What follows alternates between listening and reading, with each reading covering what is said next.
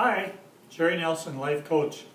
Welcome to my video on constructing anger, Lesson 6, managing yourself and your anger in abusive and destructive relationships.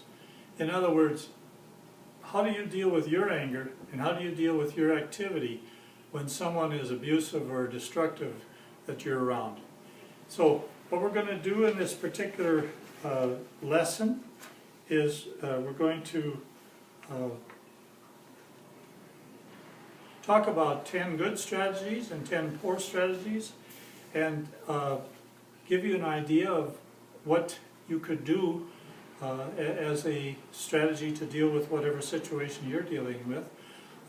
These are not exhaustive. We expect that you might look at a blog or other resources such as books or so on to find answers to the kinds of dilemmas you're facing. So, what are some ineffective ways that we try to deal with anger that other people are through their behavior causing?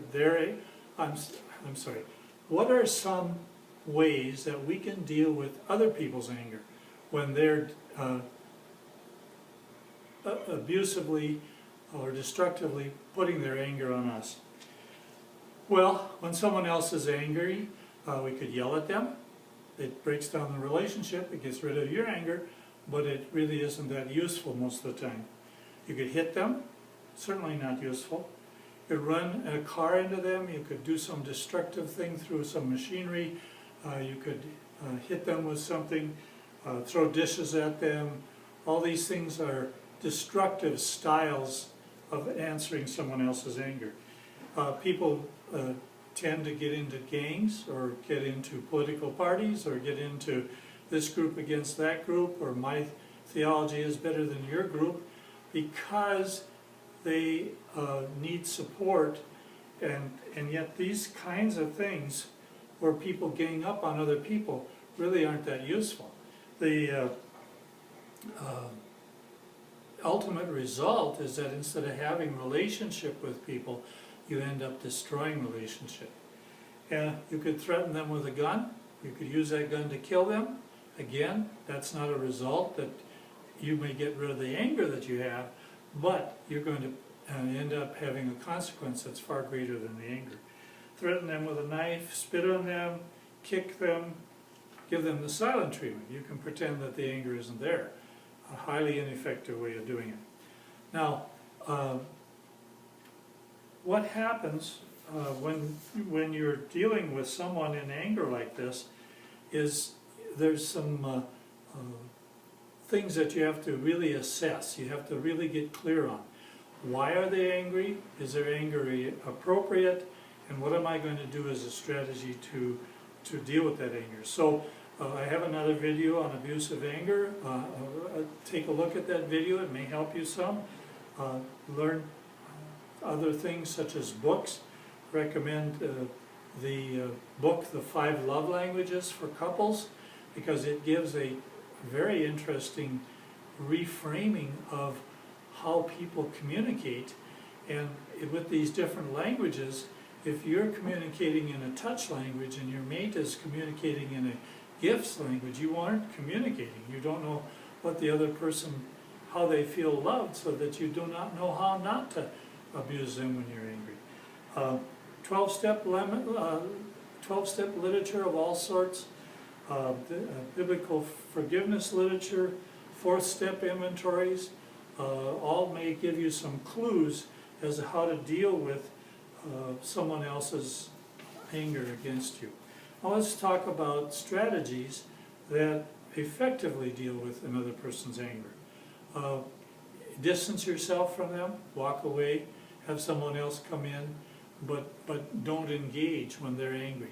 So you could, it's better to bleed off their anger, it's better to be there in the relationship and to find out what their anger is. But if they're abusive, you don't have to stand for that. So you can get help through a crisis center, through a church system, through another group, through friends, through specific counselors that deal with this type of thing.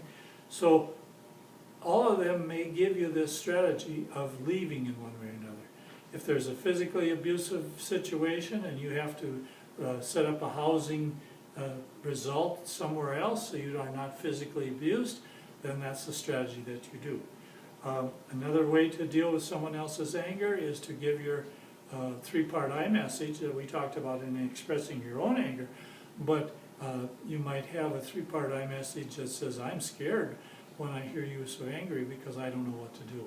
So a three-part I message not only works with anger, but it also works with any feeling you have resulting from someone else's anger. Talk to a counselor, ask for help, all kinds of help. You might get it through the police department, through a probation department, through social services, through other systems such as churches or a group that you're associated with.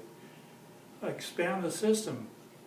Now this is an interesting one because when you're dealing with someone else's anger, you are in a system with them. Now you may walk away, but you're still in that system. You might be living at a different house, but that person is still your mate. You might be, whatever the situation is, you're in a system. At least two people, but usually far more people, are in a system of people that operate in some way. Well, when you're in that system, if you're only you and your mate, and your mate is physical abusive, you can't solve that internally.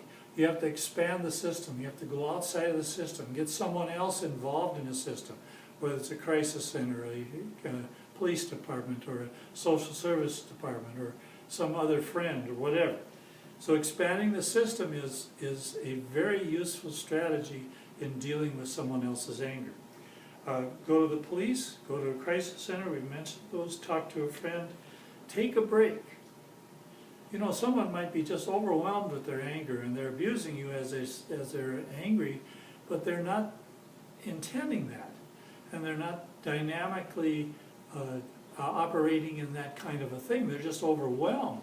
So if you take a break and say, I hear you're angry, I want to address that anger, I want to hear what you're angry about, but right now I need to go and take a break so that I don't get upset. And set a boundary, create a break, and then within 48 hours, actually get back and interact on the issue. Talk to a close relative, we've kind of addressed that. So, what strategies are you going to have to deal with someone else's anger? You need to set a strategy. So you might need to read a book, you might need to get in a system where you discuss how to do this. So what we have as homework, or as a way to pass this lesson, is to set up list negative ways in the past that you have tried to stop anger in someone else, or try to deal with their anger, not stop it, maybe even bleeding it off, maybe accepting it, but how to deal with it. So list the negative ways in the past that you've had and that you want to change. So if you have 1 or 5 or whatever number of behaviors you want to change in dealing with someone else's anger, that'd be the first part of passing this lesson. And then the second part is to develop a positive strategy. That person's habits are going to continue. That person's going to get angry again in the same way, most likely. So the question is, how are you going to deal with that person in a new way when that same old anger system habit comes into being? So that'd be ways that you can pass this course by setting up more powerful ways for you to interact with an abusive person or a person that's coming at you in anger. With that, this is Jerry Nelson, Life Coach, and thank you for watching this video.